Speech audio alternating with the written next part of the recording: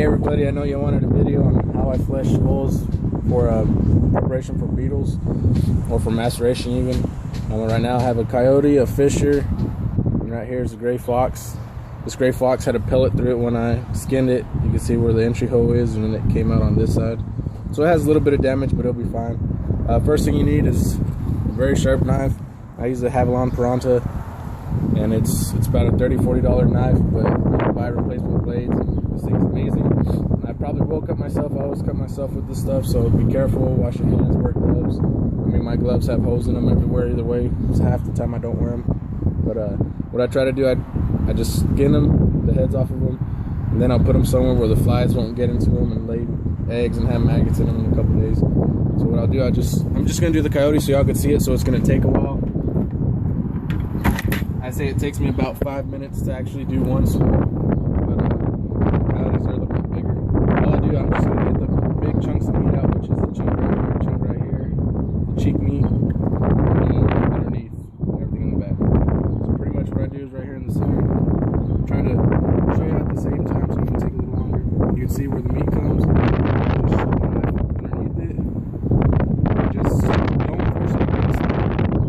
But use it against bone, then I'll end up peeling it back.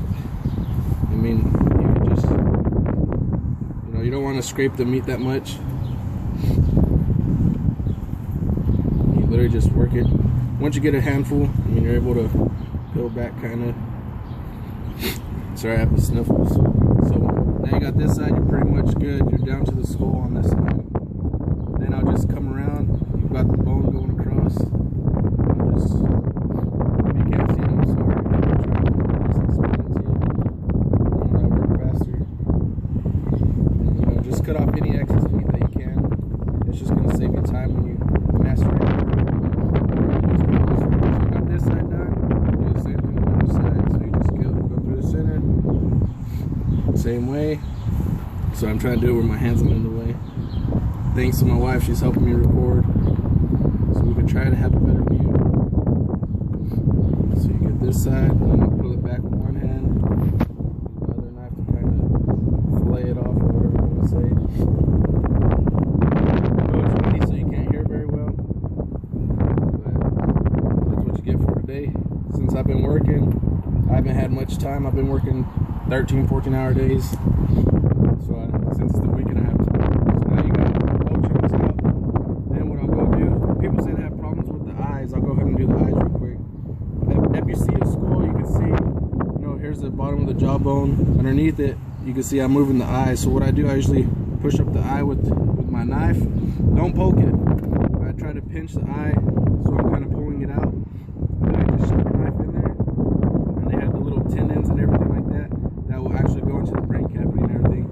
Just put your knife in there and just start slicing, and you can feel it on the eyeball with your left finger. I mean, I pretty much already cut everything for the eye, so all I have to do is grab the eye now. See how much further it comes out? Grab the eye and literally just pretty much just cut it out. Just pull on it, try to get everything you can. There's that eye. I mean, that simple. Eventually I'll come in here and get the little cheek, or the muscle between the meat between the actual jaw and the skull. I'll do the same thing on this side. Push the eye out, kind of putting pressure on it. Put my knife down in there. Just do a little bit of slicing. You don't have to be rough with it. And I could already feel. I mean, once you're cutting that tendon or whatever it is, you feel it in the eyeball. You can see it's already pulled all the way out. So I could just come in here.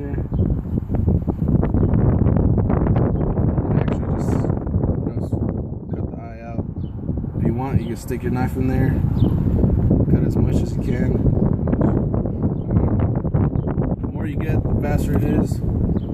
So it's up to you. Then you have your bone right here that comes across. I don't know all these technical terms, so just stick your knife right underneath that bone and just start skinning that cheek fat away. So I got this side, and I'm literally just gonna start coming down with it. It's hard to grab it with gloves, especially when they're wet. These were frozen, so I defrosted them in a bucket of water overnight so I could skin off the fur and everything. I tried to keep the flies off my other skulls just because, I mean, you'll have maggots everywhere within minutes. They'll lay their eggs. see I got that cheek meat off. Do the same on the other side. Stick your knife underneath that bone. Like I said, I'm very new to this, so I don't know much. If you know better, let me know. I mean, I'll appreciate anything. I'm just trying to help people who are really starting as well. So, you know, just run your knife along the jawbone. I'll pretty much pull everything, except right here. You kind of have to know how the skull is shaped, so you know you don't want to scrape a bone or anything like that, or the skull. So I got that cheekbone, pretty much everything's gone except in between here, which I'll do that in a second. I'll go ahead and come underneath. And what I do, I stick my knife along the jawbone, and I'll come as far up as I can. On one side, do the same thing, kind of be careful with your fingers because these are sharp knives. Just kind of work it. I didn't cut it all off, but what I'll do now is I'll actually get the tongue and I'll just push on it. So when I push that tongue, all that meat comes out. Then I just slice it, pull the tongue all the way through, which I need more cuts on it, as I can see now. Okay, then pull the tongue back. I'm trying to do it without getting my gloves cut even more with these teeth. So you pull the tongue back, and pretty much just start cutting everything else out. Now that you have the tongue, you just run your knife along the jawbone, both sides.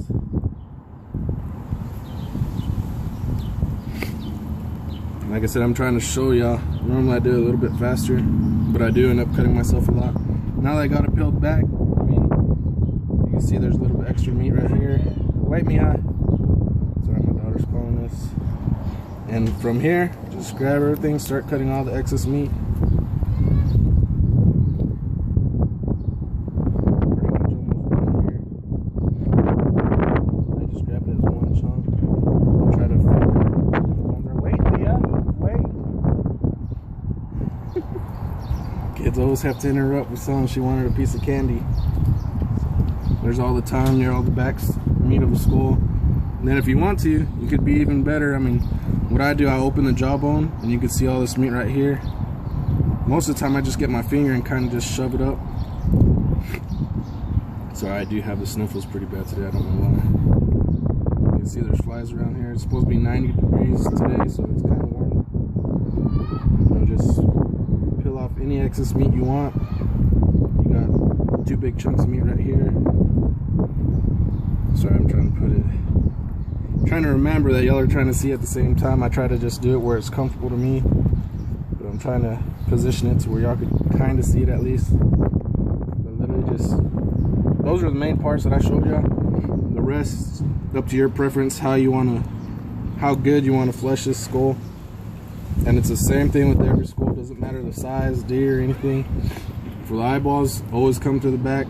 I always do, and just, you know, just start slicing that little. As you can see, I'll put my knife in here, and where the ligaments are, whatever it is, to the eyeball, to the brain, you know, you just cut it. You can see from the back of the skull, you see my knife through the eyeball, and it'll cut everything in there. That's when you pull the eye out. So for now, I'll just cut this extra meat off, put my knife in here. You can see it's all red meat.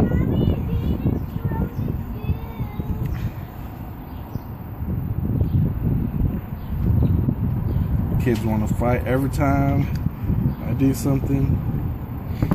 That's a dad life. So most of the time they're outside playing. And then after you flesh everything, you know, take the brain out of your skull.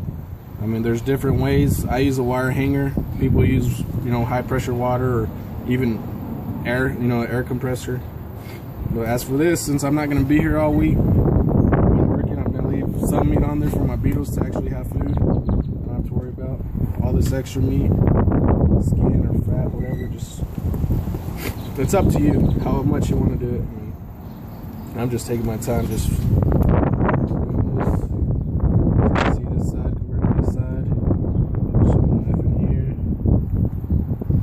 Just be careful with everything. You don't want to be scratching your skull. I've done this a couple times, so I kind of know. I'm still a rookie at all this stuff too, so Like I said, if you have any better ways, let me know. I appreciate it. I just know some people were asking how I do my skulls. That's pretty much it. Once you dry it, I always air dry mine a little bit for my bugs. The meat won't be as thick. It'll shrink when it dries. Also, the nasal cavity, I kind of give it a little slice. Brian Anderson told me about that. You know, just to open it up a little bit so it helps the beetles. They're able to go in there quicker and faster and work on everything. As for this, you know, you could get this little cheek or this jaw muscle bone stuff right here. And that's pretty much it. That's how I leave my skulls. So, there's a coyote. I don't know how long that took. It took me time to try to describe it. Hope it helped. Let me know if it's helpful or what else you need help with. Thank you.